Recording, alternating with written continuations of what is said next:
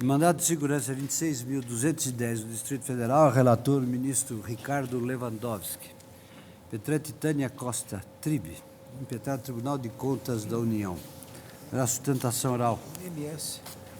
O relator está com a palavra. Senhor presidente, há sustentação oral? Sim. Pois não.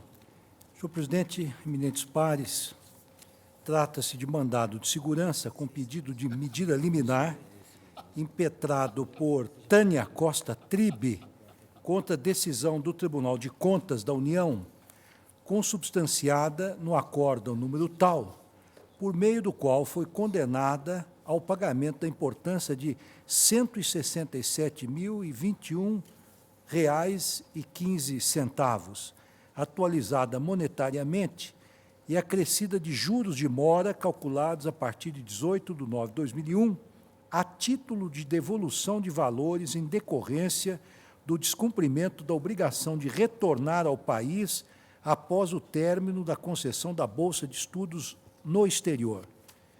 Informa a impetrante ter obtido bolsa integral junto ao Conselho Nacional de Pesquisa, CNPq, para obter o doutorado na University of Essex, na Inglaterra, tendo preenchido na ocasião formulário de solicitação de bolsa no exterior, em que constava em letras miúdas e na parte final do documento, declaração de ciência das normas e procedimentos aplicáveis. Alega não ter tomado conhecimento à época da obrigação de retorno ao país, tampouco do teor das resoluções vigentes naquele momento. Assevera que, após cerca de 7 anos da conclusão e entrega de sua tese de doutorado, o CNPq, por carta assinada pelo Coordenador-Geral de Fomento, exigiu um exemplar da tese e do respectivo diploma. Em seguida, foi-lhe comunicada a abertura de processo administrativo para obter a cobrança de valores pagos pelo Conselho no decorrer da vigência da Bolsa de Estudos.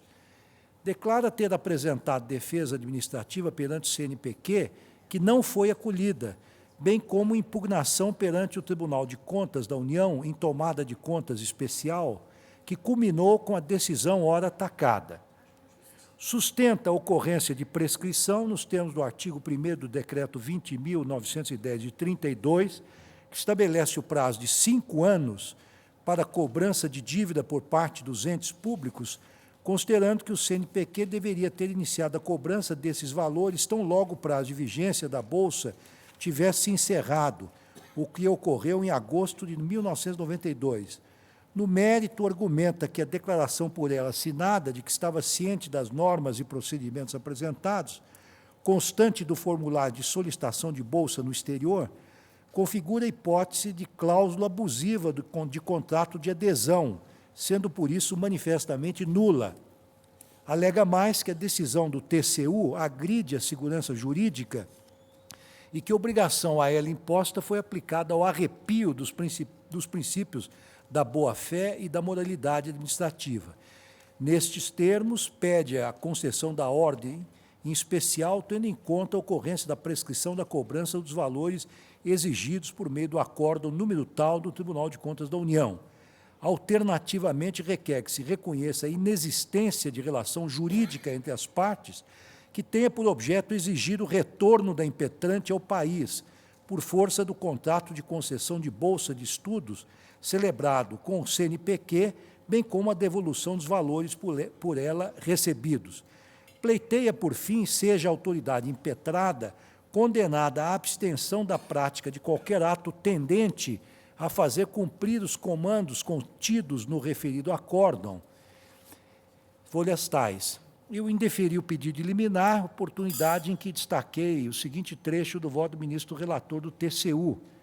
Este é mais um dos casos, entre aspas, em que o governo federal, investindo recursos no desenvolvimento da qualificação profissional de seus cidadãos, vê frustrada a consequência esperada, qual seja a disseminação desse conhecimento em solo pátrio. Ainda que possam existir motivos de ordem pessoal a justificar a permanência destes nacionais em terras estrangeiras, após fim da fase de qualificação profissional, não há como deixar de constatar que o objetivo pretendido com a ação governamental deixou de ser atendido, o interesse nacional na qualificação dos quadros profissionais pátrios, fecha aspas. Requisitei as informações que vieram aos autos. A Procuradoria-Geral da República manifestou-se pela denegação da ordem às folhas tais, e este é o relatório, senhor presidente. Para a sustentação oral pelo impetrante, o doutor Maurício Zopum.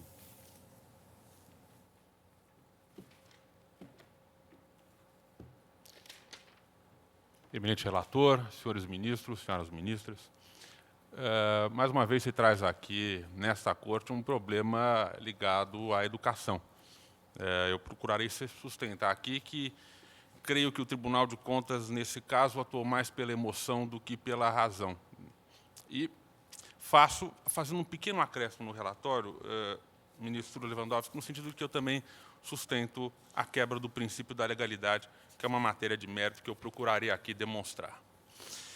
Senhores, em 1987, portanto, na vigência da Constituição anterior de 67 e 69, a impetrante postulou, junto ao CNPq, a concessão de bolsa para cursar, de fato, doutorado na Universidade de Essex. Ainda no regime anterior, em fevereiro de 88, em janeiro de 88, a bolsa foi concedida e, a partir de fevereiro de 88, a impetrante começou a receber o auxílio a que havia postulado perante o CNPq. Isso está bem demonstrado nos documentos de folha, me parece, o documento de número 15, juntado aos autos. Muito bem. A legislação não, os atos normativos infralegais vigentes à época, mormente uma resolução normativa de 1981 e 1987, estabeleciam que o prazo de vigência da bolsa seria de 4 anos, prorrogados, no caso de defesa de tese, por mais 6 meses. Portanto, 4 anos e 6 meses. Em 88, começou o CNPq a efetuar o pagamento desta bolsa. Porém, o pagamento dessa bolsa se encerrou já na Constituição atual em 1992, agosto de 92. Portanto, 4 anos e 6 meses após a concessão da bolsa, justamente porque a impetrante consumiu todo o período estabelecido na resolução normativa do CNPq para, digamos, a feitura dos créditos e outros 6 meses para, de fato, a defesa. Porém, é que a impetrante não conseguiu defender neste prazo. Ou seja, em 1992, que seria o término final da concessão da bolsa, ela não havia defendido a tese. Só o fez em 1994. Aliás, eu fiz questão de juntar isso aos autos, ministro Lewandowski, o documento de número 5. Eu não tenho aqui a folha exatamente dos autos. Está aqui o diploma concedido pela University of Essex à impetrante. Portanto, em 1994, passado o prazo da bolsa, é que, de fato, ela colou grau, e logo em seguida, documento de folha, documento número 6, também juntado aos autos, ela encaminhou ao CNPq, ainda que extemporaneamente, porque o prazo da bolsa já havia sido ultrapassado, encaminhou a ela o comprovante, ao CNPq, o comprovante de que havia concluído, portanto, o doutorado, tal como havia postulado perante o CNPq, ainda que extemporaneamente. O CNPq, DOC número 7, juntado aos autos, Excelência, alega que não recebeu isso. Apesar de a impetrante ter concluído, de fato, o doutorado, como comprova o documento do diploma juntado aos e encaminhado ao CNPq, o CNPq disse que não recebeu esse documento, razão pela qual, aí sim, no dia 13 de junho de 2001, portanto, o final da bolsa foi em 92. Ela apresentou em 94, 95, 96, 97, 98, 99, 2000, 2001. 7 anos. 7 anos depois da entrega ou da defesa de tese, porque se nós computarmos o término da bolsa, acresce-se mais 2 anos. 17, 8, 9. Depois de 9 anos do término da bolsa, então o CNPq, o documento número 9, diz, olha, você defendeu extemporaneamente, aliás, você tinha que retornar para o Brasil, e não fez. Portanto, está aqui o valor a ser restituído. Esse é o fato. Há uma matéria preliminar, Excelência, que é a questão da prescrição. Artigo 1º do Decreto 20.910. Há 2 questões de mérito, propriamente, que eu abordarei mais adiante. O artigo 1º do Decreto 20.910, Vossas Excelências evidentemente sabem disso, prescreve que o prazo para a cobrança de qualquer valor devido em face do Estado prescreve em 5 anos contados do ato ou fato de que se originem. Vale dizer, isso aqui é o fato, o jurídico, o suporte fático, aqui alude Pontes de Miranda, que faz nascer o direito para que a fazenda cobre e já fixa o prazo. Agora a pergunta é, que se faz aqui, senhores, é o seguinte, qual é o suporte fático do direito à cobrança dessas quantias? Senhores, eu tomo licença novamente aqui, ministro Lewandowski, para mencionar um documento juntado aos autos, que é a resolução normativa, que eu vou abordar mais adiante, que teoricamente disciplina a matéria. Isso foi juntado ao documento número 12 nos autos, ministro Lewandowski. O item 5.7, eu faço aqui questão de ler para os senhores ministros, diz, após o encerramento da Bolsa, o bolsista é obrigado a retornar ao país, sob pena de ressarcimento integral dos gastos decorrentes. Quando é que se deu o encerramento da Bolsa? 4 anos, mais 6 meses para, portanto, defesa da tese. Portanto, em agosto de 1992, quando se deu o encerramento do prazo da Bolsa, a Impetran deveria ter retornado ao país. Bom, mas como é que se sabe que é exatamente esta data? Basta ver, ministro Lewandowski, justamente o demonstrativo de débito juntado pelo CNPq, que demonstra que os valores foram pagos de janeiro de 88 a agosto de 92. Portanto, em agosto de 92, surgiu o suporte fático para o CNPq cobrar a quantia da impetrante. Cobrou? Não cobrou. Quando que resolveu cobrar? Provavelmente não se sabe a razão que teria levado à inércia contumaz do CNPq. Mas não se coloca aqui em questão esse tema. Fato é, excelências, que apenas em 2001, e eu fiz questão novamente de juntar isso aos autos, documento número 9, apenas em 2001 é que se realizou essa cobrança. Apenas uma carta, porque a cobrança mesmo é em momento posterior, mas basta saber que em 2001 é que se aperfeiçoou essa cobrança. Faz uma conta aritmética simples. 98. Se encerrou. Perdão, 92. Agosto de 92, agosto de 93, 94, 95, 96, 97, 98, 99, 2000, 2001. 9 anos. Me parece que, nesse primeiro plano, nós já encerraríamos o problema. Já estaria consumada a figura da prescrição. É claro que alguém poderia sustentar a aplicação, nesse caso, do artigo 37, parágrafo 5º da Constituição da República. A despeito do contrato ter sido celebrado na vigência da Constituição pretérita, poder-se-ia sustentar isso. O artigo 37, parágrafo 5º, teoricamente, ele autoriza e prescreve que eventuais lesões praticadas contra o poder público, o servidor ou não, são imprescritíveis. Mas, senhores, aqui o parágrafo 5º faz referência ao parágrafo 4 por ato de improbidade. Portanto, não haveria que se falar que qualquer lesão ao erário seria imprescritível, senão qualquer lesão ao erário, inclusive aquela decorrente da falta de pagamento de tributo, também seria imprescritível. Portanto, aqui o parágrafo 5º, excelências, ele tipifica do gênero uma espécie de lesão, a lesão decorrente de ato de improbidade, para qualificá-la como essa sim imprescritível, o que não é a hipótese dos autos. Portanto, aplica-se, no caso concreto, excelências, a regra geral, a do decreto 20.910. Portanto, sob essa ótica, me parece que já teria ocorrido a prescrição da pretensão do CNPq à cobrança dos valores. Porque já sabia em 92, quando deixou de pagar a Bolsa, que, portanto, a impetrante não havia concluído a contento o curso de doutorado. Mas esse argumento poderia se ultrapassar por ele, ingressar propriamente no mérito. E no mérito, eu insisto, me parece que a razão superaria a paixão nesse caso. Porque, evidentemente, surge a mente todo mundo, poxa, o camarada foi lá fora, cursou e não voltou. Isso é natural que desperte no espírito das pessoas um sentimento egoísta. Como não voltou? E aí eu venho a esse ponto. Não voltou porque a administração pública, ministro, ela tinha o dever de informar ao particular quais eram as limitações que o particular tinha ao celebrar essa bolsa. Mas eu chegarei a esse ponto com vagar no tempo que me resta. Senhores, a bolsa foi celebrada na vigência da Constituição de 67 e 69. Vamos ao regime da Constituição de 67 e 69. Não tem a Constituição de 67, fiz questão aqui de anotar.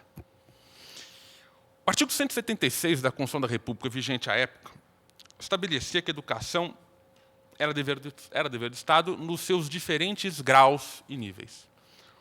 O parágrafo 3º, parágrafo 1º e parágrafo 3º da Constituição vigente à época estabeleciam 3 níveis: ensino médio, primário e superior. Mas aqui vem, teoricamente, o cerne do ponto. O artigo 176, parágrafo 3º, inciso 4. Senhores, notem. O poder público substituirá gradativamente o regime de gratuidade no ensino médio e superior pelo sistema de concessão de bolsas de estudo, que é o caso. Mas agora, olha que interessante a parte final. Mediante restituição que a lei regulará. Que a lei regulará a sistemática restituição. Muito bem. Se a restituição se dará com a volta daquele camarada que cursou a bolsa exterior para cá, a lei deve regular. Se, pelo contrário, será com a entrega de tese, a lei regulará. Porque, senhores, nós podemos ter uma opção aqui. Qual é o interesse público? O interesse público, nesse caso, será de múltiplas ordens. Pode ser com o retorno do país, com a entrega sistemática de trabalhos de ordem doutrinária. Não cumpre a nós decidirmos. Cumpre a lei. Nós podemos ter o nosso entendimento de qual seria a melhor alternativa, mas a lei é que fará essa última opção. Mas a pergunta é, a lei fez opção? Nesse caso, não fez, senhores. E, curiosamente, digamos que a Constituição pretérita era mais didática em relação a esse aspecto do que a nossa atual. O artigo 6º da Constituição pretérita previa o seguinte no seu parágrafo único: salvo exceções previstas nessa Constituição, é vedado a qualquer dos poderes delegar atribuições. Quem for investido na função, a função pública, a função estatal, de um deles, não poderá delegar a outro. Não poderá exercer a de outro. Muito bem, senhores. Se o artigo 176, vigente à época, estabelecia que a forma de restituição da bolsa daria nos termos da lei, e o artigo 6º previa que só a lei poderia fixar isso, a pergunta é, a lei fixou? A resposta é não, não foi a lei que fixou. Eu fiz questão de juntar novamente aos autos para que ficasse demonstrado o que eu pretendo sustentar com isso. Quem fixou isso, senhores ministros, foi uma resolução normativa. Lei? Curiosamente, eu tive a curiosidade de perfilar o artigo 46 da Constituição pretérita, que estabelece o rol de atos legislativos, aquele lei formal, submetida a regular processo legislativo. Não encontro lá, curiosamente, uma figura de resolução executiva. Não está. Isso é um ato normativo infralegal.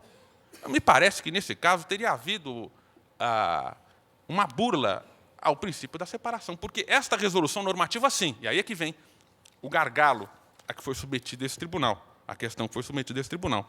A resolução executiva de 81 prevê no item 2.6, o senhor ministro Lewandowski foi juntado ao documento número 11 dos autos, no caso de bolsa exterior, é dever do bolsista regressar ao país findo o prazo correspondente. Lei fixa isso? A resposta é não. Então, aqui nós temos um problema. Na Constituição pretérita não há a fixação de lei do dever de retornar. Portanto, e como a Bolsa foi celebrada na Constituição anterior, portanto, esse era o regime jurídico aplicável. Poder-se-ia, eventualmente, imaginar como, na realidade, a Bolsa prosseguiu adiante na vigência da Constituição de 88, que haveria uma mutabilidade. Né? Até outubro de 88 aplica-se a Constituição de 67, a partir de outubro de 88 aplica-se a Constituição de 88. Me parece que essa não seria a melhor solução, mas apenas para fins argumentativos é que eu levanto o tema. E aqui eu trago à baila, inclusive o mandado de segurança número 24.519, de relatoria do ministro Eros Grau. Naquela ocasião, voltava-se à questão dessas resoluções normativas. E o ministro Eros Grau, à época, sustentou, obter dictum, o seguinte: artigo 207 daria o que Otto Maier chama da figura de sujeição especial. Portanto, a prerrogativa para a inovação da ordem jurídica de modo inaugural sem a necessidade da existência de lei formal.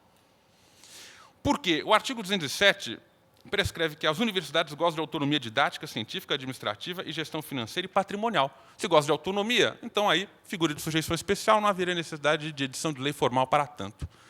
Só que, no caso, esse precedente não é aplicável à hipótese. Porque é o CNPq. O CNPq não é universidade. Universidade, senhores, no sentido semântico utilizado pela própria Constituição, artigo 29 do ADCT e artigo 60 do ADCT tem um sentido delimitado. Universidade como estabelecimento de ensino.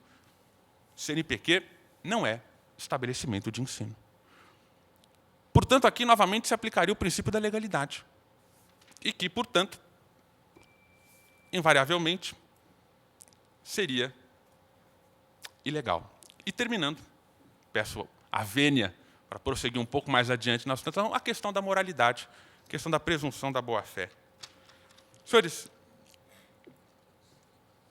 Mas Vossa Senhoria fica divertido que tem 1 minuto para um minuto. Infelizmente. Perfeito, 1 minuto me é suficiente. O contrato celebrado, senhores, documento número 3, estabelece de forma integral quais são os requisitos que a bolsista tinha para o gozo desse benefício. E o manual entregue a ela, em nenhum momento estabelece o dever dela retornar ao país. Aliás, em letras miúdas, ao final, e eu insisto isso inclusive na petição, é colocado que ela terá conhecimento de todas as obrigações prescritas em resolução. Senhores, uma obrigação dessa magnitude seria dever dela, CNPq, seria dever dele, do CNPq, informar. Porque, inclusive, a impetente poderia optar se ela celebraria ou fincaria essa bolsa com o CNPq ou com uma outra instituição que não a obrigasse a retornar ao país. Enquanto num tratamento com particular, aqui eu já dou por encerrada a minha fala, os particulares se encontram numa situação de hombridade, de igualdade entre eles e, portanto, existe a livre disponibilidade dos interesses das partes. Quando se trata de uma relação com o Estado, ele não só deve ser honesto, deve parecer honesto. Vale dizer, o Estado não só deveria indicar a existência das relações, mas fala, olha, a sua obrigação é esta. Porque aí ela teria opção de, diante de uma situação tão gravosa, optar ou não por celebrar a bolsa com o CNPq. A partir do momento que isso é furtado, ela não tomou conhecimento. Com isso, e terminando, eu peço que seja concedida a ordem para, ou pela prescrição, ou pelo princípio da boa-fé que há que presidir as relações entre Estado e particular, seja concedida definitivamente a ordem. Senhores ministros, senhoras ministras, muito obrigado. A palavra, senhor Procurador-Geral. Senhores ministros, o Ministério Público já fez manifestação escrita, que é do conhecimento do ministro relator, mas só fazer 2 observações. Esse sistema de bolsas no exterior é um sistema absolutamente conhecido por todos aqueles que têm interesse em utilizar-se. Absolutamente conhecido. Aliás, a requerente declarou expressamente sobre as penas da lei, sobre as responsabilidades próprias, de que estava ciente de todas as normas e procedimentos. Não se trata de doação, não se trata de desviar dinheiro público em proveito de uma única pessoa para se estabelecer no exterior. Aqui não se trata de boa-fé. Não é possível que uma pessoa, um bolsista universitário, não tenha conhecimento dessa regra elementar, de que ali não se trata de financiamento a fundo perdido. É financiamento, é entrega de dinheiro para ter um retorno em educação para o país. E o caso é concreto, estabelece exatamente essa circunstância, de que a requerente tinha pleno conhecimento, porque isso não existe uma única hipótese no sistema de financiamento de bolsas em que não haja essa obrigação, como há também nos casos em que o servidor é servidor público e ele deve retornar à repartição e permanecer por igual período. E nós já tivemos mandados de segurança nesse sentido aqui. Por isso, eu reitero a manifestação do mandado de segurança e creio que o caso não há nenhuma hipótese de boa-fé a ser preservada. Palavra, ministro relator. Senhor presidente, cumprimento o nobre advogado pela sustentação oral, como também cumprimento o eminente Procurador-Geral da República pela oração que preferiu. Presidente, em que pese a veemência do nobre causídico, eu não vislumbro a ocorrência de direito líquido e certo da impetrante apto a autorizar a concessão da segurança.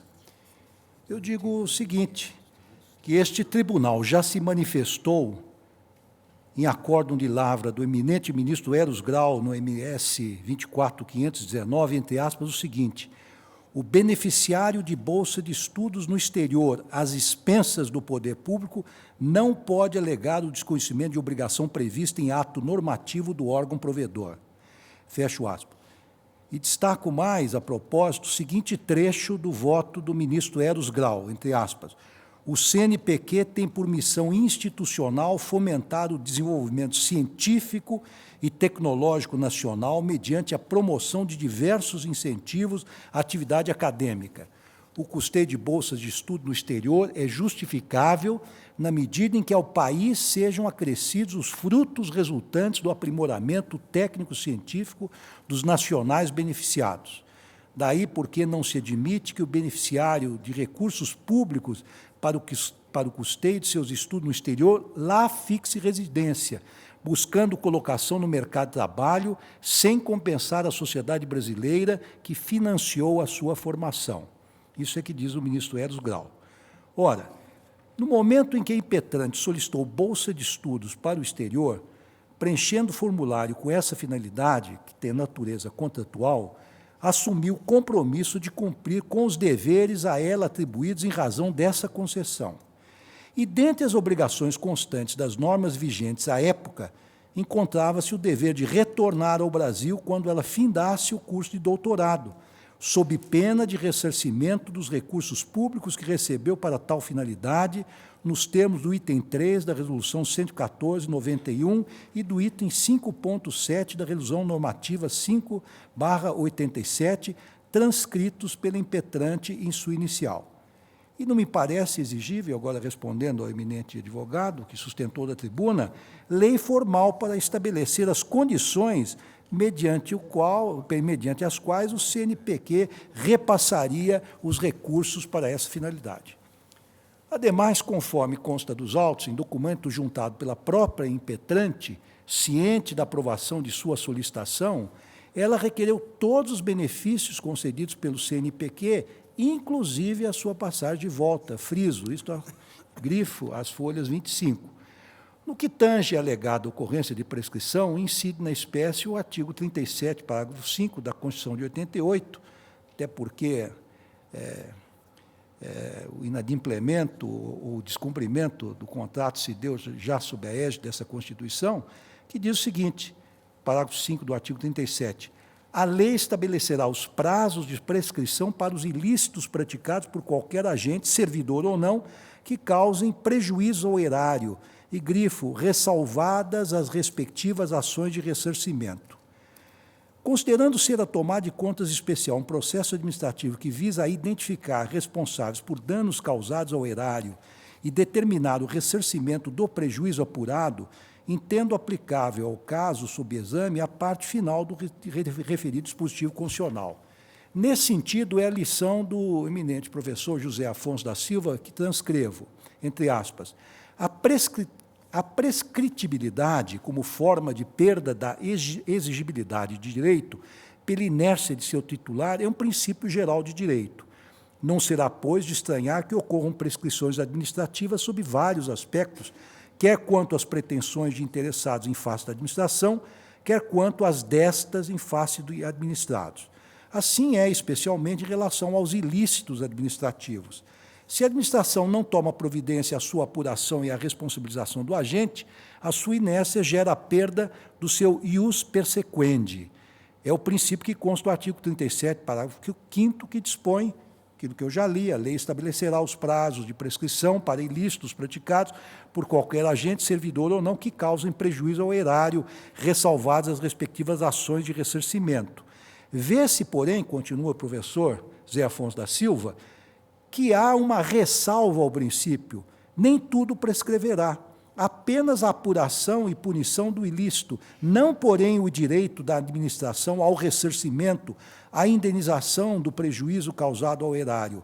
É uma ressalva constitucional e, pois, inafastável, mas, por certo, ressalva o eminente professor, distoante dos princípios jurídicos, que não socorrem quem fique inerte, dormientibus non socorridius. Fecho aspas. Ademais, não se justifica a interpretação restritiva pretendida pela Impetrante, segundo a qual apenas os agentes públicos estariam abarcados pela citada norma constitucional, uma vez que, conforme bem apontado pela Procuradoria-Geral da República, tal entendimento importaria em injustificável quebra do princípio da isonomia. Com efeito, não fosse a taxatividade do dispositivo em questão, o ressarcimento de prejuízo ao erário, a salvo da prescrição, somente ocorreria na hipótese de ser o responsável agente público, liberando da obrigação os demais cidadãos.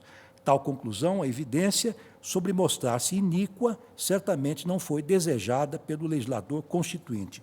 Então, senhor presidente, eminentes pares, pelo meu voto, denego a segurança. Ministro relator, denega a segurança. Ministro Mendes Direito. Ministro Eros Grau. Eu também, senhor presidente, o ministro Lewandowski teve a generosidade de citar esse mandado de segurança 26 do 210.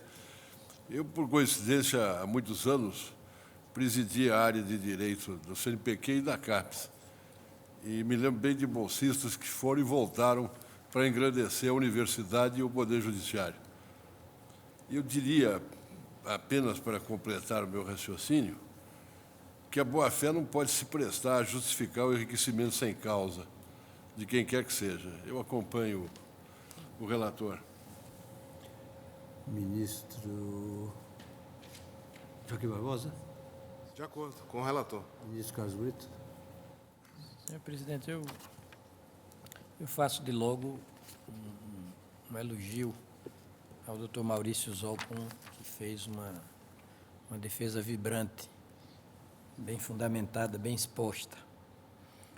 Agora, tendo a acompanhar o eminente relator no seu brilhante voto, porque entendo que, primeiro, a relação jurídica em causa atravessou as duas Constituições. Começou com uma, mas o fato é que o desembolso de boa parte dos recursos em prol da impetrante, então bolsista, se fez já no curso da atual Constituição.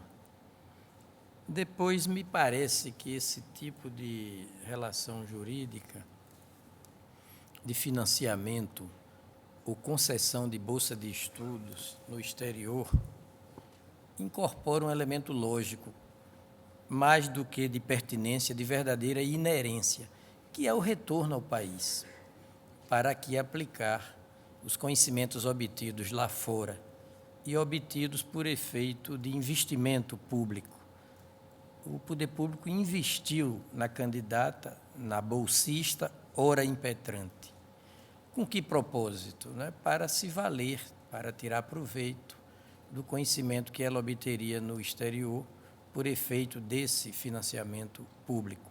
Vale dizer, o retorno ao país mantém com esse tipo de relação jurídica mais do que um vínculo lógico de pertinência, um vínculo de inerência. Quer dizer, é da natureza da relação jurídica a exigência do retorno ao país após o financiamento. Eu teria apenas uma dúvida, ministro Lewandowski, à face da nossa súmula número 3, cujo teor é o seguinte: nos processos perante o Tribunal de Contas da União, asseguram-se o contraditório e a ampla defesa quando da decisão puder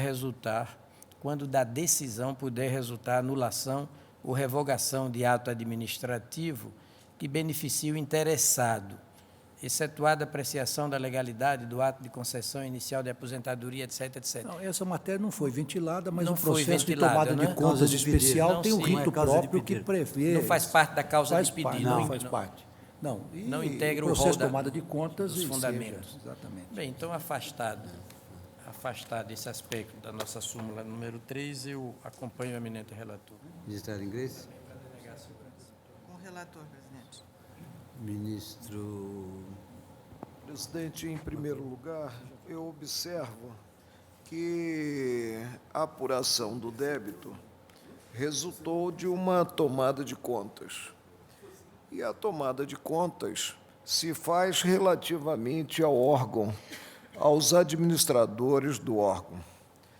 Em segundo lugar, não compreendo a parte final do parágrafo 5º do artigo 37, como a encerrar a imprescritibilidade das ações considerada dívida passiva da União. Não.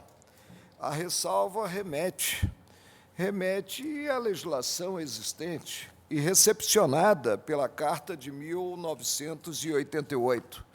A ressalva remete à disposição segundo a qual prescrevem as ações a partir do nascimento dessas ações em 5 anos, quando se trata de, repito, dívida passiva da Fazenda. E isso homenageia a segurança jurídica, a almejada segurança jurídica, a cicatrização de situações pela passagem do tempo. Então, o que eu verifico? Verifico que, se a própria beneficiária da Bolsa claudicou, não retornando ao Brasil, como se comprometera, os dirigentes do CNPq é que teriam inobservado a cláusula alusiva à Bolsa, deixando de promover a cobrança do ressarcimento, o reembolso das despesas efetuadas.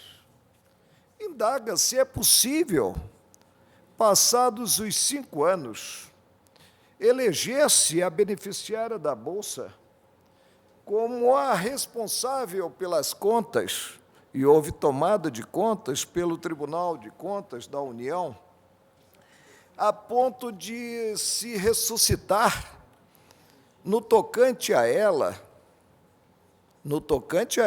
não me refiro aqui aos administradores, presente a tomada de contas, no tocante a ela, um débito alusivo a essa mesma Bolsa? Não. Eu penso, presidente, que, no caso, houve a prescrição de uma possível ação e os pronunciamentos do Tribunal de Contas da União reconhecendo o débito têm força de título executivo extrajudicial, de uma possível ação contra a beneficiária da Bolsa pela passagem do tempo, pela passagem dos 5 anos. Não adentro, portanto, a questão referente à possível responsabilidade dos dirigentes do CNPq no que silenciaram, sabendo do término, e presumo que normalmente ocorre, do curso, da pós-graduação, da apresentação do prazo para apresentação de tese, diante da ausência de retorno da bolsista ao Brasil, silenciaram e deixaram de acionar a Advocacia Geral da União para o ingresso de ação visando cobrar. E a ação surgiu naquele momento em que, conforme está na própria cláusula, em que, encerrado o curso com a apresentação de tese, ela não retornou. Não sei se posteriormente retornou, se deixou mesmo no Liame, não retornou ao Brasil. O credencial tem endereço na Inglaterra. Eu acompanharia Vossa Excelência se o parágrafo 5º do artigo 37, ao cuidar de imprescritibilidade, vamos chamar assim, não fosse além da figura do agente administrativo. Porque o parágrafo 5º diz ilícito praticado por qualquer agente, servidor ou não, ilícitos que causem prejuízo ao erário. Então, diante dessa regra... Não, mas a minha premissa é outra. Eu não coloco na mesma vala a situação patrimonial alusiva ao ressarcimento, a mesma vala de outras situações em que a Constituição, Constituinte de 1988, foi explícito quanto à ausência de prescrição. Foi explícito. Aqui não. Eu não posso conceber que simplesmente haja o Constituinte de 1988 deixado sobre a cabeça de possíveis devedores do erário, inclusive quanto ao ressarcimento por ato ilícito à margem da ordem jurídica, né, uma ação exercitável a qualquer momento. Sim. É que o meu raciocínio realmente é de que, em se tratando de ressarcimento, as respectivas ações são imprescritíveis. Eu não chego a esse ponto, as nossas premissas são diversas. São diferentes, são diferentes. Por isso, presidente, não considerando quanto ao conhecimento da obrigatoriedade, considerado até a ordem natural das coisas, tem uma força incrível, né? A cláusula genérica, que ela, né, pela qual ela declarou conhecer, né, os parâmetros, né, da concessão da Bolsa, né, e, evidentemente, ela tinha conhecimento que deveria reembolsar, né, o CNPq. Mas, tendo em conta a passagem do tempo, eu peço vênia para conceder a ordem. Ministro Marco Aurélio conceder, ministro Sazlon. Senhor presidente, eu peço vênia para acompanhar o eminente ministro relator. Também entendo que não ocorreu na espécie a prescrição, nem se registrou ofensa aos princípios da segurança jurídica, da boa-fé, da moralidade administrativa, reconhecendo ainda o dever da hora impetrante de regresso ao Brasil. Ela assumiu um compromisso que tem efeitos no plano jurídico, um compromisso que, por ela subscrito, acha-se contemplado no item 5.7 da Resolução Normativa número 5 de 87 do CNPq, e que diz precisamente isto: condições, prioridades e obrigações do bolsista após o encerramento da Bolsa, e já se passam 21 anos, desde 87 até hoje. Após o encerramento da Bolsa, o bolsista é obrigado a retornar ao país sob pena de ressarcimento integral dos gastos decorrentes da concessão. Sob esse aspecto, o eminente relator lembrou o precedente desta Corte da lavra do eminente ministro Eros Grau, consubstanciado no julgamento do mandato de segurança 24.519, de que Sua Excelência foi relator. Naquele caso, o eminente ministro Eros Grau fez consignar de maneira muito clara que, aspas, o beneficiário de bolsa de estudos no exterior, às expensas do poder público, não pode alegar o desconhecimento de obrigação prevista em ato normativo do órgão provedor. E foi além, o eminente ministro Eros Grau, no caso de que foi relator, salientou que o CNPq, disse Sua Excelência, tem por missão institucional fomentar o desenvolvimento científico e tecnológico nacional mediante a promoção de diversos incentivos à atividade acadêmica. O custeio de bolsas de estudo no exterior é justificável, observou o eminente ministro Eros Grau, no precedente expressamente referido pelo eminente ministro Lewandowski. O custeio de bolsas de estudo no exterior é justificável na medida em que ao país sejam acrescidos os frutos resultantes do aprimoramento técnico-científico dos nacionais beneficiados. Daí porque não se admite que o beneficiário de recursos públicos para o custeio de seus estudos no exterior lá fixe residência, buscando colocação no mercado de trabalho, sem compensar a sociedade brasileira que financiou a sua formação. De outro lado, senhor presidente, também acompanho integralmente o voto do eminente ministro Lewandowski, no ponto em que Sua Excelência salienta a imprescritibilidade da pretensão ressarcitória, da pretensão à reparação por parte do poder público, não importando se o agente se qualifique como servidor público ou não. O artigo 37, parágrafo 5º da Constituição, contém duas regras. De um lado, dispõe sobre a prescritibilidade dos ilícitos administrativos. é a primeira parte do parágrafo 5º, mas na parte final, na cláusula final, na ressalva final, dispõe sobre a imprescritibilidade das ações, diria eu, das pretensão, não se cuida de imprescritibilidade de ação, mas de imprescritibilidade da própria pretensão reparatória, quando se cuidar do ressarcimento, não importando a qualificação funcional ou não do agente causador do dano ao erário. Por essas razões, senhor presidente, e pedindo vênia ao eminente ministro Marco Aurélio, eu acompanho, dou o voto proferido pelo eminente ministro relator e, em consequência, denego o mandato de segurança. Ministro Celso de Mello, denega a segurança. A matéria envolve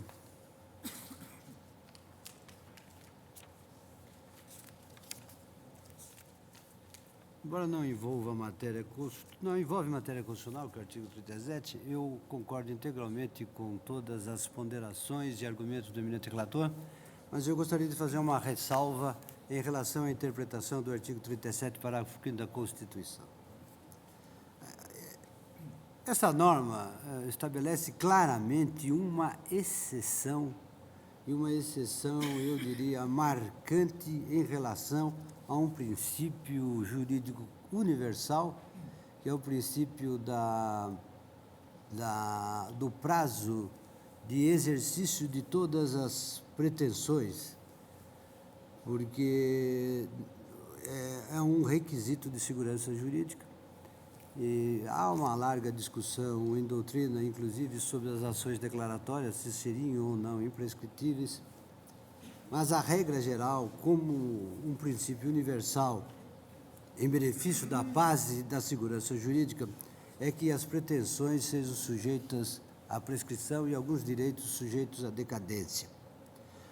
Então, em se tratando de uma interpretação, de uma exceção a uma regra de tão amplo alcance, ela teria que ser interpretada já desse ponto de vista estritamente. Em segundo lugar, o que me parece claro dessa regra, com devido respeito, é que se trata de uma exceção à previsão de prescrição para ilícitos, ou seja, há uma exceção, uma segunda exceção, uma exceção de segundo grau, no caso, que é de abrir uma ressalva à prescritibilidade em relação aos ilícitos praticados por qualquer agente, seja servidor ou não, que cause prejuízo ao erário. Isso significa o que, no meu entender? Significa que não se trata, em primeiro lugar, de qualquer ilícito.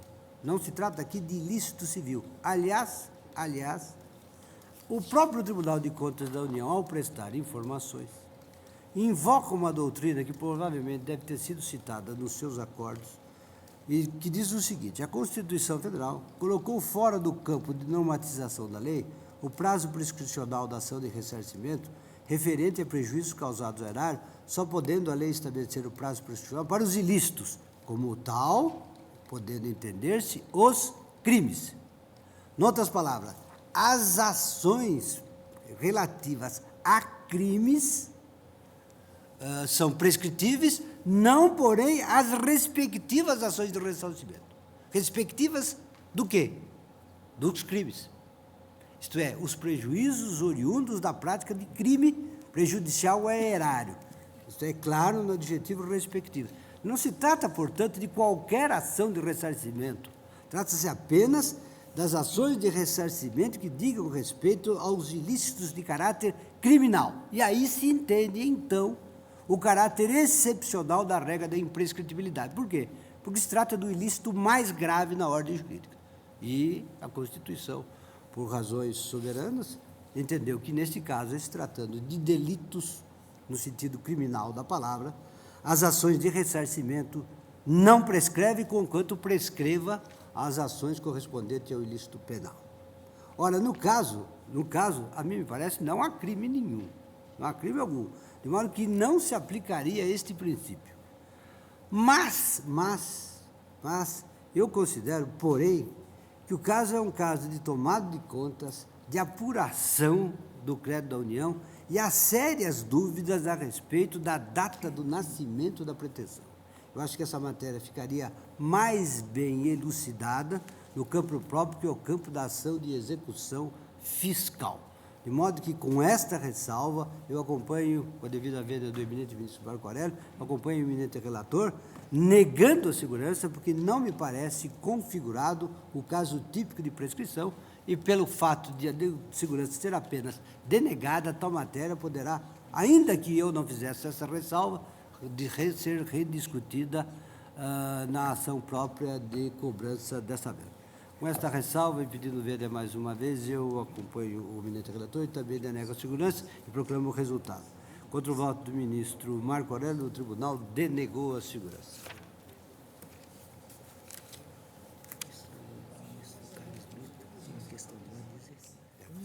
Ministro Carlos Brito, Vossa Excelência tem uma questão em relação à arguição de descumprimento fundamental 130?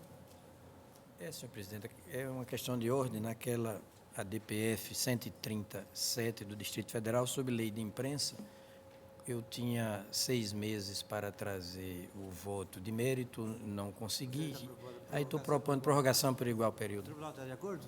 Presidente, Pois não. por coerência, presidente, lembra-se o relator que eu votei no sentido de não suspender a eficácia das leis de imprensa, que reputo já purificada por inúmeras decisões quanto ao ranço de ser uma lei da época de exceção, pelas inúmeras decisões dos tribunais. Tendo votado pela não suspensão dos preceitos, não devo agora, no mesmo processo, a implementar algo que implicaria a visão positiva quanto a essa suspensividade. Por isso, eu peço vênia para consignar o meu voto vencido. Então, proclamo o resultado. Prorrogar o prazo por igual período contra o voto do ministro Marco Aurélio. Ministro Joaquim Barbosa. Reclamação 4.963 de Minas Gerais. Reclamante Marcos Valério Fernandes de Souza, reclamar no Ministério Público do Estado de Minas Gerais. Haverá sustentação oral. Você está com a palavra. Senhor presidente, cuida-se de reclamação ajuizada por Marcos Valério Fernandes de Souza contra ato da Promotoria de Justiça Especializada de Defesa do Patrimônio da comarca de Belo Horizonte. Os fundamentos da reclamação estão sintetizados no seguinte trecho que eu deixo de ler, porque tudo será esclarecido na sustentação oral, provavelmente. Requisitadas as informações de estilo e ainda no prazo legal para que essas fossem prestadas, considerando que o reclamante foi chamado a comparecer perante a Promotoria de Justiça Especializada de Defesa do Patrimônio Público da comarca de Belo Horizonte para prestar esclarecimentos, eu analisei o pedido de liminar e o indeferi. A Procuradoria-Geral da República opinou pela improcedência da reclamação, afirmando que o Ministério Público do Estado de Minas é o órgão competente para apurar os possíveis danos causados ao patrimônio público estadual, mesmo porque, aspas, não há qualquer enfoque criminal sobre o objeto da investigação desenvolvida no inquérito civil público em exame, única hipótese que respaldaria a pretensão deduzida pelo reclamante. O Ministério Público do Estado de Minas Gerais prestou as informações de praxe, afirmando que não há, naquele órgão, qualquer investigação de natureza criminal envolvendo o senador da República. É o relatório, senhor presidente. Falará pelo reclamante o doutor Marcelo Leonardo, está com a palavra.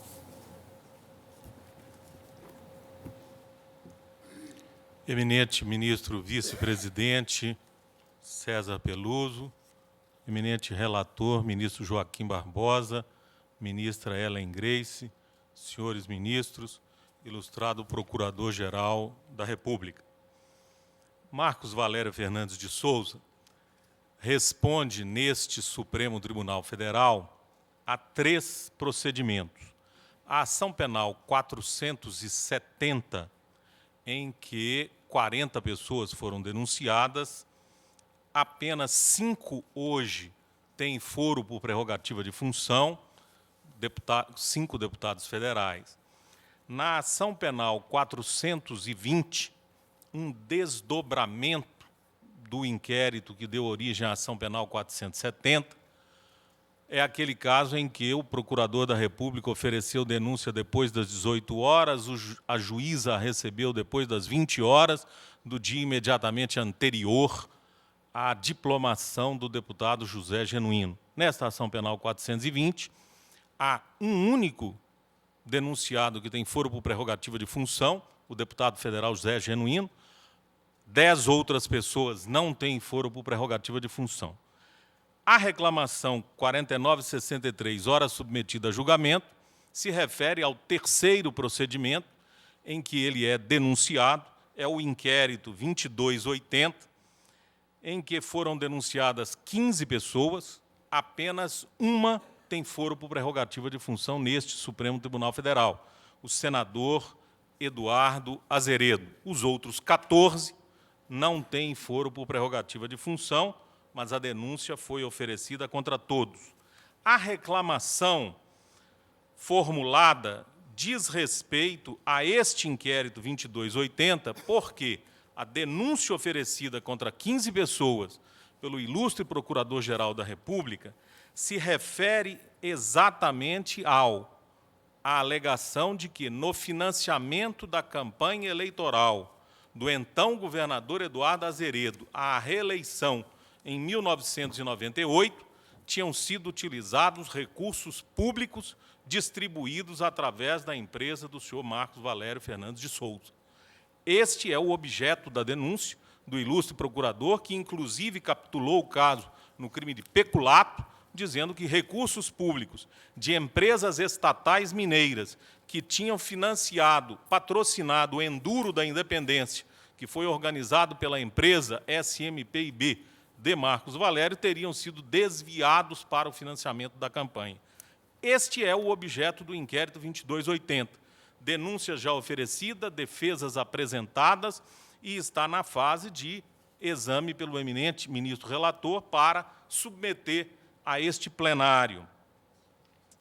A reclamação é porque 2 ilustres promotores de justiça de Belo Horizonte, doutores João Medeiros Silva Neto e Leonardo Duque Barbarello, instauraram na Promotoria de Justiça de Belo Horizonte o procedimento investigatório número 131, intimaram o senhor Marcos Valério para prestar depoimento neste procedimento e está dito, abre aspas, para prestar esclarecimento sobre suposto esquema de financiamento de campanha eleitoral majoritária de 1998 com recursos públicos do Estado de Minas Gerais. O escopo da investigação dos promotores lá é absolutamente o mesmo do inquérito 2280 que está nesta Corte. Então, a colocação que se faz nessa oportunidade é a seguinte: ou esta reclamação há de ser julgada procedente para que se preserve a competência do Supremo para o inquérito 2280 em relação a todas as pessoas denunciadas, ou se procede ao desmembramento do inquérito 2280, que é objeto do pedido já formulado pela defesa, para que permaneça aqui apenas o inquérito em relação à pessoa do senador Eduardo Azeredo, que os ilustres promotores, nas informações prestadas, disseram: nós não estamos investigando o senador Eduardo Azeredo, mas estamos investigando os outros denunciados. E, por enquanto, não se fez o desmembramento. O desmembramento, a essa altura, me parece matéria que pode ser objeto, até à luz do artigo 103A da Constituição, de uma súmula vinculante desse Supremo Tribunal Federal. O ministro Gilmar Mendes, na Operação Sanguessuga, entendeu de desmembrar o caso para ficar na 2ª Vara Federal do Mato Grosso todos os denunciados que não são deputados federais. Aqui apenas aqueles que têm o foro por prerrogativa de função. O ministro Marco Aurélio, na ação penal 351 de Santa Catarina, entendeu, deveria permanecer aqui o processo contra o deputado federal Paulo Afonso Evangelista Vieira e os demais para a primeira instância. O ministro Eros Grau, no inquérito 2235, Operação Castelhana, por decisão monocrática, manteve aqui no Supremo um inquérito contra o deputado federal Juvenil Alves, de Minas Gerais, e mandou para a primeira instância o processo contra todos os outros. O eminente presidente desta sessão, ministro César Peluso, no inquérito 24, Operação Furacão, entendeu de manter aqui o processo contra o inquérito contra o ministro Paulo Medina e mandou para a Vara Federal do Rio de Janeiro contra os demais. Posso citar ainda decisões do ministro Nery da Silveira no inquérito 1482, do ministro Sepúlveda Pertence no inquérito 2232, do ministro Carlos Veloso na ação penal 3.336 de Tocantins. Este ano, ministra Carmen Lúcia, no inquérito 2628, propôs, e este plenário aprovou, em 30 de abril de 2008, que aqui permanecesse o inquérito contra o senador Wellington Salgado e contra os demais o processo fosse para a sessão do Rio de Janeiro. O ministro Joaquim Barbosa, em 1º de julho de 2008, no processo contra o deputado federal Antônio Palocci Filho, entendeu de propor a separação e este plenário a acolheu. Eu tinha pensado que o ministro Menezes de Direito não tinha precedente, mas num caso em que eu sou advogado, teve o precedente, que é a ação penal 467 de Minas Gerais contra o deputado federal Jairo Ataíde Vieira, ex-prefeito da Montes Claros, da querida ministra Carmen Lúcia, e procedeu por decisão monocrática à separação do processo para que permanecesse aqui só contra o deputado e os outros fossem para a comarca de Montes Claros. Então, essa situação revela, até nos habeas corpus impetrados contra o ministro César Peluso, no inquérito 2424, que o tribunal está absolutamente fixado na orientação do desmembramento. Então, a colocação que se faz é a seguinte: ou se entende procedente a reclamação, porque deve-se permanecer único o inquérito 2280 contra os 15 denunciados, ou se defere o desmembramento deste processo, para permanecer aqui apenas contra Eduardo Azeredo, e a reclamação seria improcedente, porque o Ministério Público poderia, em tese, estar investigando os demais denunciados que não têm foro por prerrogativa de função. É a mesma situação na ação penal 420 e na ação penal 470, que, por motivo superveniente, formulamos ao eminente ministro Joaquim Barbosa um pedido de desmembramento, tendo em vista o grande número de testemunhas arroladas à luz da regra do artigo 80 do Código de Processo Penal. Então, tudo isto está a justificar, no exame desta reclamação, que se suste o julgamento da reclamação até a decisão quanto ao desmembramento. Se o desmembramento for deferido, a reclamação será improcedente. Se o desmembramento não for deferido, ela há de ser julgada procedente, porque o objeto do inquérito, procedimento investigativo dos senhores promotores de justiça de Belo Horizonte, é absolutamente o mesmo assunto, à luz da portaria de instauração do inquérito 2280 deste Supremo Tribunal Federal. Estas as considerações que teríamos a fazer em torno da reclamação, dado o reflexo que a questão do desmembramento provoca nesta matéria, porque se respeitar a jurisprudência deste tribunal, desmembrando-se o inquérito 2280, não teria sentido a reclamação. Mas, se todos estão aqui tiveram que apresentar defesa e, eventualmente, têm que enfrentar a questão do recebimento ou não da denúncia no plenário, a reclamação há de ser julgada procedente, porque a matéria é absolutamente a mesma. Muito obrigado.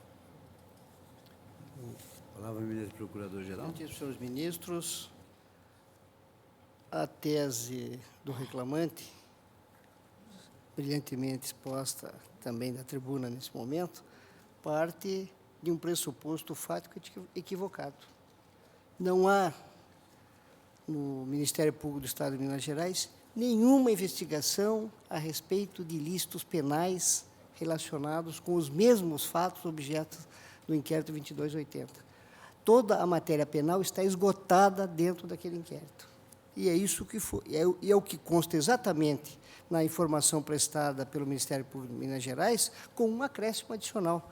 Nem mesmo se está a tratar de ato de improbidade administrativa ou possibilidade de ação por prática de atos de tal natureza, que pudesse sugerir uma participação nessa esfera do senador da República. Portanto, o pressuposto fático é absolutamente equivocado. Não está havendo nenhum procedimento de natureza penal. Nenhum. Aliás, se tivesse, sobre os mesmos fatos, haveria um bis in idem, que seria o caso de trancamento. O caso não é de reclamação, até porque está muito claro, o Ministério Público declara expressamente que está apurando eventual dano ao erário estadual. Aliás, que mesmo com a prescrição da responsabilidade por improbidade, eventualmente, pode gerar, como essa Corte acabou de decidir no precedente anterior. Então, no caso concreto, não há nada que justifique a competência dessa Corte para prosseguimento nesse inquérito civil público, é bom que se diga, e também nada que justifique que isso sirva de pretexto para tomar decisões de natureza penal que devem ser examinadas no momento processual próprio. Daí porque o Ministério Público reitera a sua manifestação de que não há que se aplicar a regra do artigo 102.1, letra B da Constituição, e ser indeferida, portanto, julgada improcedente a reclamação. A reclamação não merece provimento. O reclamante argumenta que o Ministério Público de Minas Gerais, pela Promotoria Especializada de Defesa do Patrimônio Público de Belo Horizonte, instaurou procedimento tendente a investigar suposto esquema de financiamento de campanha eleitoral majoritária de 1998 com recursos públicos do Estado de Minas Gerais. Fatos estes que estariam sendo apurados no inquérito 2280 da minha relatoria. Afirma que no inquérito 2280 deste tribunal, investiga-se a participação nos fatos de senador da República e, por conseguinte, não teria o Ministério Público do Estado de Minas Gerais legitimidade para investigar atos praticados em tese pelo reclamante com a participação de um senador da República. Requer a avocação do procedimento instaurado pelo Ministério Público Mineiro por esta Corte. Cuida-se, pois, de saber se a investigação em curso no Ministério Público do Estado de Minas usurpa a competência deste tribunal, como tal, fixada no inquérito 2280. Conforme o artigo 156 do Regimento Interno deste tribunal, a reclamação é um instituto que visa a preservação da competência do tribunal ou a garantia da autoridade de suas decisões. Ora, a alegação não se sustenta, pois a portaria de instauração do procedimento investigatório número 131, de 2005, do Ministério Público do Estado de Minas Gerais, segundo revelam as informações prestadas, tem o seguinte conteúdo. Leio. O Ministério Público do Estado de Minas Gerais, por intermédio da Promotoria de Justiça de Defesa do Patrimônio da Capital, com base no artigo 129.3 da Constituição Federal e nas leis federais 8625 e 7345 de 85, e considerando as notícias amplamente veiculadas pela imprensa escrita e falada acerca de suposto esquema de financiamento de campanhas em Minas Gerais, nas eleições majoritárias de 1998, através de empréstimos bancários obtidos com garantias de contratos administrativos de prestação de serviço de publicidade por empresas de publicidade, dentre elas a empresa DNA Propaganda, ligada ao empresário Marcos Valério Fernandes de Souza, réu, juntamente com algumas de suas empresas e outras pessoas, em ações civis públicas por atos lesivos ao erário público mineiro e de improbidade administrativa, e também, ora, investigado pela CPMI dos Correios, fatos estes que, se confirmarem, podem haver resultado em danos ao erário estadual. Instaura-se o presente inquérito civil público. Colho ainda das informações enviadas pelo Ministério Público de Minas o seguinte esclarecimento quanto ao objeto do que é lá investigado. Aspas. Como se pode extrair dos termos de tal portaria, ato delimitador do objeto da apuração, o que se pretende é tão somente perquirir acerca da ocorrência de dano ao erário estadual, relacionado a atividades de empresas e pessoas detentoras de contratos com o governo estadual à época do pleito majoritário de 1998.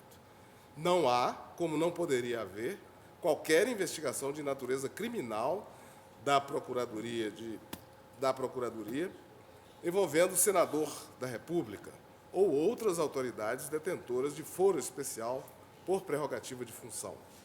Nem mesmo se está a tratar de ato de improbidade administrativa ou de possibilidade de ação por prática de atos de tal natureza, tendo em vista o decurso do lapso temporal suficiente para configurar a prescrição, conforme o artigo 23, inciso 1º da Lei de Improbidade Administrativa. A estratégia do reclamante mostra-se duplamente equivocada quando procura conferir tons de investigação criminal ao procedimento, como já se asseverou, destina-se unicamente à apuração de eventual lesão aos cofres estaduais, ensajadora da cabível ação de ressarcimento.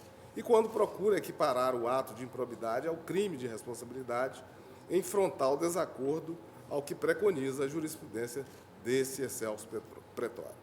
Insista-se, contudo, que nem mesmo de conduta ímproba está se tratando, inexistindo consequências outras, além do possível manejo de ação tendente ao ressarcimento do erário estadual.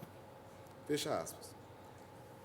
Digo eu, resulta claro das informações anexadas aos autos, como bem salientou o Procurador-Geral da República, que a Promotoria de Justiça Especializada de Defesa do Patrimônio Público de Belo Horizonte instaurou o inquérito civil público com o intuito de apurar eventual dano ao erário estadual, que pode resultar no ajuizamento de uma ação civil pública de ressarcimento. Com efeito, não se verifica o menor enfoque criminal na investigação levada a termo no inquérito civil público já mencionado. Assim, não identifico, na análise dos elementos dos autos, violação alguma à autoridade de decisão desta Corte, tampouco usurpação da sua competência. Ante o exposto, eu julgo improcedente a reclamação. É como voto.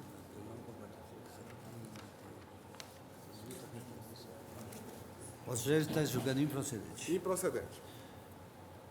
O tribunal está de acordo? Presidente, Pois não? dificuldades, presidente, em adotar a visão que percebi ante a votação simbólica implementada por Vossa Excelência como de meus pares. E por que tenho essa dificuldade? Não desconheço, presidente, que a responsabilidade nos campos penal, civil e administrativa são independentes, mas tramita no tribunal, não sei se é ação penal ou inquérito 2280, a envolver os mesmos fatos que estariam a motivar a instauração do inquérito, tendo em conta a ação civil pública pelo Ministério Público, a ser ajuizada pelo Ministério Público, em Minas Gerais. E aí surge a problemática. Se os fatos são idênticos, é possível marchar-se em órgãos diversos, com ações de natureza própria, visando a responsabilidade civil e a responsabilidade penal, principalmente se, quanto a esta, se tem a atuação do órgão máximo do judiciário brasileiro? A resposta, para mim, é negativa.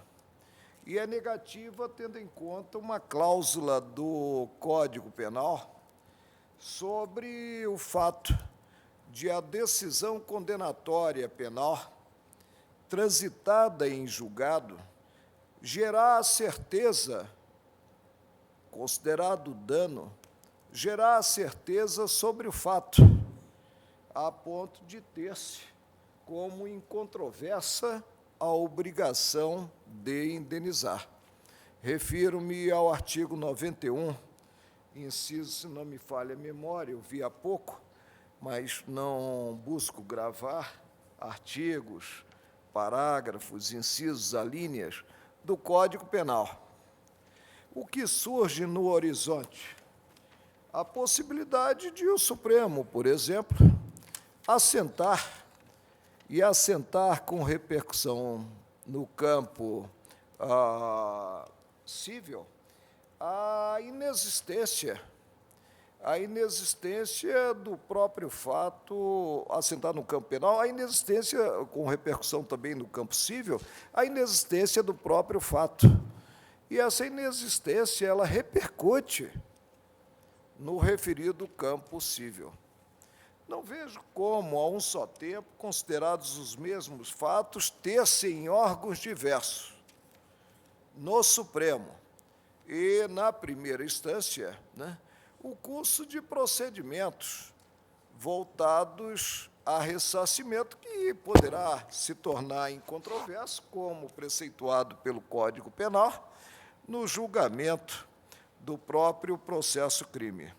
Eu peço vênia ao relator para, no caso, julgar procedente o pedido formulado na reclamação, que não encaro como um recurso, mas instrumental peculiar, sui generis, e avocar o inquérito que se encontra, né, em curso, visando o que seria a ação civil pública nas Minas Gerais, na primeira instância, em Minas Gerais. Eu peço ver ao eminente ministro Marco Aurélio, acompanho o eminente relator, porque me parece, com o devido respeito, que não temos competência para processar a ação civil pública, razão porque não vejo caso de usurpação. O resultado do julgamento é contra o voto do ministro Marco Aurélio, julgar o improcedente a reclamação. Ministro Marco Aurélio, Vossa Excelência tem uma questão de ordem na extradição... Eu fico vencido na anterior, né? Uma questão de ordem na extradição 906. Vocês têm uma questão de ordem? Sim, eu fico vencido apenas para consignar. Não, já está consignado. Já está consignado. É que eu não ouvi Vossa Excelência proclamar. Relatório da questão de ordem. Eis as informações prestadas pela assessoria. A República da Coreia ressalta que o não conhecimento dos embargos de declaração não teria o efeito de impedir o trânsito em julgado da decisão. Requer, por isso, a imediata execução do pronunciamento e, consequentemente, a expedição de alvará de entrega do extraditando. Esclarece estar ciente da concessão do pedido extradicional, motivo pelo qual dispensa a comunicação prevista no artigo 86 da Lei 6.815 de 80. Afirma o compromisso de observar a aplicação da pena máxima de 8 anos de prisão, dos quais serão subtraídos 366 dias em que o extraditando esteve preso preventivamente na Coreia. Os embargos declaratórios foram apreciados em 28 de agosto de 2008, encontrando-se o processo na Secretaria do Tribunal para efetivar as comunicações. É o relatório. Prossegue. Presidente, no caso ocorreu o deferimento do pedido de extradição. Os embargos declaratórios que se seguiram foram desprovidos. Protocolados novos embargos de declaração, a Corte, na sessão de 28 de agosto último, deles não conheceu. É sabido que recurso inadmissível não tem o efeito de impecer a preclusão maior. Por isso, entendo que o quadro é conducente a resolver-se a questão de ordem, no sentido de viabilizar-se a execução do acórdão proferido, independentemente de vir à balha a formalização do crivo que implicou o não conhecimento dos segundos embargos declaratórios. É como voto. O tribunal está de acordo? Desculpa, eu talvez estivesse desatento. Nós estamos entendendo que vamos admitir a execução imediata do acordo, é isso, ministro Marrone? Que eu não estava desatento. Isso. A menos que queiramos esperar os terceiros embargos declaratórios. Estou de acordo. Nota de acordo? Então, Caráter procrastinatório é olha, evidente. evidente. Então, Essa solução nós já adotamos em outras oportunidades. sim, várias outras. Senão vamos esperar. Por inadmissível. É. Um bis e ida e uma duplicidade. Porque senão vamos aguardar embargos atrás de embargos, atrás de embargos, atrás de embargos. Sim, inclusive, até porque se já foram tidos por inadmissíveis, é que transitou em julgado a decisão. Então, a sua questão de ordem é solucionada por votação unânime no sentido de execução imediata do acordo. Está encerrada a sessão. Perdão. Se for possível, é um caso Claro, de não. pedido de libertação, Sim. prisão, mas é um agravo regimental na extradição, acho que é 1121. 11.121 dos Estados Unidos. Agravante Leonardo Kulchowski. Estamos acompanhando Vossa Excelência. É o Senhor preso. presidente, eu trata-se de prisão cautelar decretada pela eminente ministra Ellen Grace no período de férias forenses. O governo dos Estados Unidos, no prazo de 60 dias, que é o prazo assinalado no Tratado Bilateral de Extradição, formalizou perante o governo brasileiro o pedido extradicional. Sobreveio o pedido de reconsideração do ato que decretou a prisão cautelar. Foi por mim indeferido. Sustenta-se que a prisão preventiva não pode ser condição de procedibilidade da extradição. No caso, o pedido se acha em ordem, o ato que decretou a prisão cautelar do ora agravante é plenamente legítimo e irregular, e trata-se de delitos de emissão de documentos falsos e obtenção de dinheiro sob falsos pretextos, vale dizer, crime de estelionato e falsidade documental. Senhor presidente, nos termos do voto que eu elaborei, eu estou negando o provimento desse recurso de agravo, mantendo em consequência a prisão cautelar para que o processo de extradição tenha seu curso regular. O tribunal está de acordo? Então, o estado de julgamento negar o provimento ao recurso por votação unânime está encerrada a sessão.